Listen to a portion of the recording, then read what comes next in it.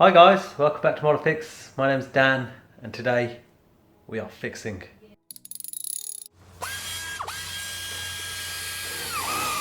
Today we're going to fix the manky old key that came with the Toyota Corolla T-Sport. And if you're wondering why my eye looks a bit weird, I've shot this intro after I've done the job. You'll find out why shortly. Another very crappy thing about the car. Yes, I got the master key, which is great, but look at the state of that. Now, luckily for me, I bought a little restoration kit for my MR2 key, and really I was only interested in the rubber buttons because mine were a bit knackered, and it actually came with a battery and some replacement little buttons. So now I'm going to attempt to weld those buttons onto this and change the battery out and see if it works. Woo! Alright, that's front of the key. That's the internals. That's the back of the key. There's a screw that goes through that hole, and you need a very small screwdriver, that one actually, to get that screw out, and then just crack it open basically. Now, look at the state of that, it's disgusting. So I've got to crack that open first of all, and then give it a clean. Alright, that's now apart. As you can see, it's full of dirt and grime and hair and disgustingness. Your chip is there. That little black chip there, do not lose that, look after it. That is actually the transponder chip that will let you start the car.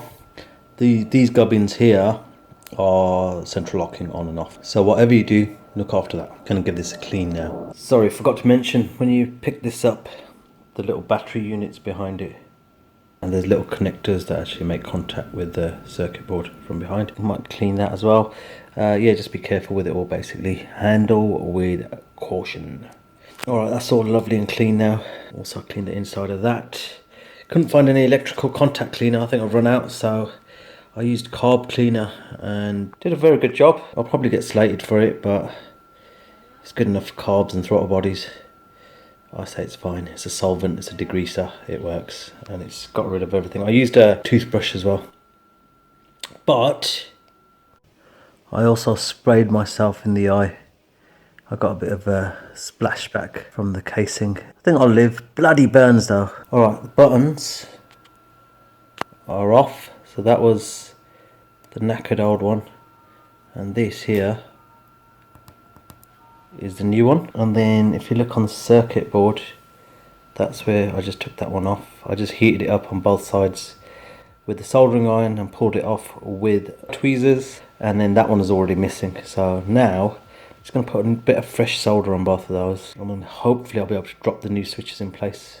Alright, as you can see here, new solder, new solder, new solder, new solder. Now what I'm going to try and attempt to do is just melt that and drop this in place. Bosh, like that. And hopefully that will work. Alright guys, I think we have a bit of success. Watch this, I'll press that button. I haven't changed battery yet even, so this is on the battery. Got a light. I'll press that button. Ah, it's tricky doing it with one hand, hold on.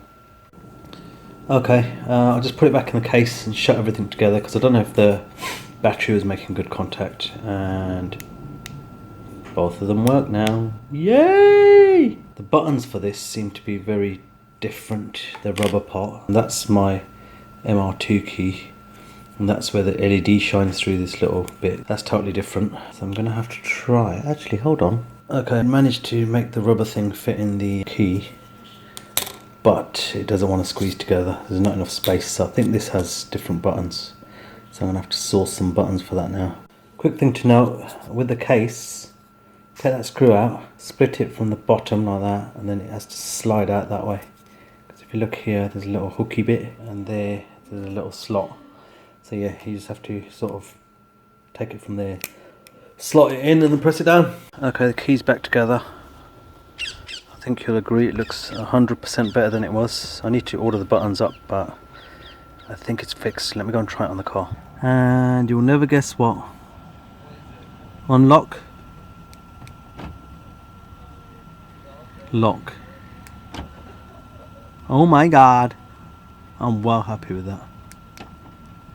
Right guys, it's been a few days and I ordered another one of those kits with the buttons and the I don't know why I bothered actually ordering this, because I'd have to have it cut again. In fact, I don't think it's even the right key for this. I think it probably worked for an MR2, but not. Let's have a look. Yeah, it's not the right key. I think it would work for an MR2. This is the MR2 key. I fixed that some time ago. But yeah, these blanks are a bit useless. There's a seller on eBay who you can send a picture of your key to, and he'll cut you a new key and send it to you like this, already done. All you have to do is swap over your gubbins into the new key. I'd go that option. If I can find the link, I'll share it below. But yeah, I wouldn't bother with blanks. Anyway, back to the Corolla key. I just need to put the rubber buttons in, so I'll show you how we do that in 2 seconds. Okay, so these are the buttons. There's a pre-cut hole for the LED, so you know exactly which way around it's got to go. And this just sits on top. So like that. Yep. That was working a minute ago, so yeah. I'm going to chuck it in the case now and see if it allows me to actually close the case. That shut really nicely with the new buttons in it, so that's all done now. Alrighty, that's one Toyota key fixed. So the Corolla now has a fully functioning, lovely key that works on both buttons. Hope you enjoy the video, guys. Hopefully you can do this fix on your key. If you do need any help, just ping me down below and I'll try and do what I can to help. But yeah, saved myself potentially quite a few quid there. Don't have to reprogram anything. And I've got what's as good as new. So, yay. Alright guys, that's the Toyota key fixed. Hope you enjoyed the video. If you did, hit the like button, subscribe to the channel, and hopefully I'll see you in the next one. Bye for now.